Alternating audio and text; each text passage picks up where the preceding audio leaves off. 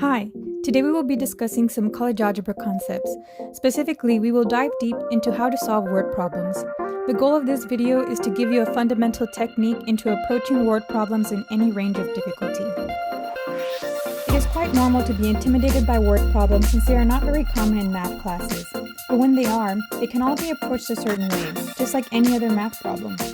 Think of word problems as a step-by-step process. The first step would be to read the passage and to extract the important information from the passage. The second step is to set up the equation with any information needed to fill out the respective locations.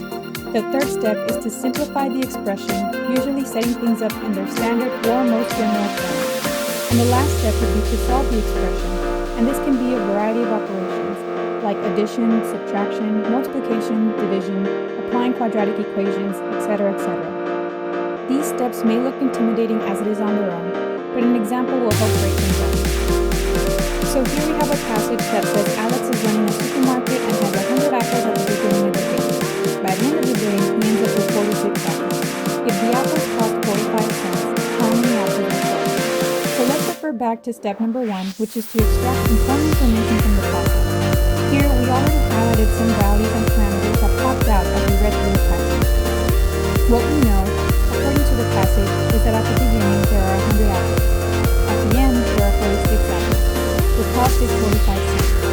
What is unknown is how many apples are sold. What we can see here is that the cost of apples is really not necessary to answer the question the passage needs, so we don't require that info. The beginning and the end of the quantity of the apples, though, are important. Step number 2 tells us to set up the equation and place the parameters in their respective locations. So, as we said before, we want to know how many apples are sold, and we know that the beginning and the end quantities are important. This is a subtraction problem, and our equation would look like number of apples from the beginning subtracted from the number of apples at the end.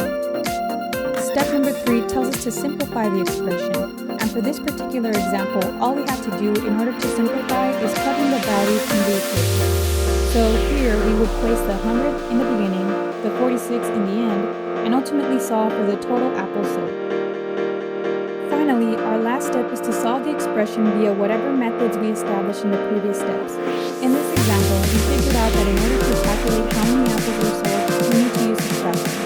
So when we subtract the 100 apples from the beginning of the day to the 46 apples at the end of the day, we determine that there were a total of 54 apples sold. Following these steps to approaching word problems can be helpful when the word problems become more intricate and when methods of math become a little bit more complicated. There are several videos in this series that cover some other word problem examples that use more complicated algebraic methods, like quadratic formulas. However, the fundamentals of approaching the word problems are the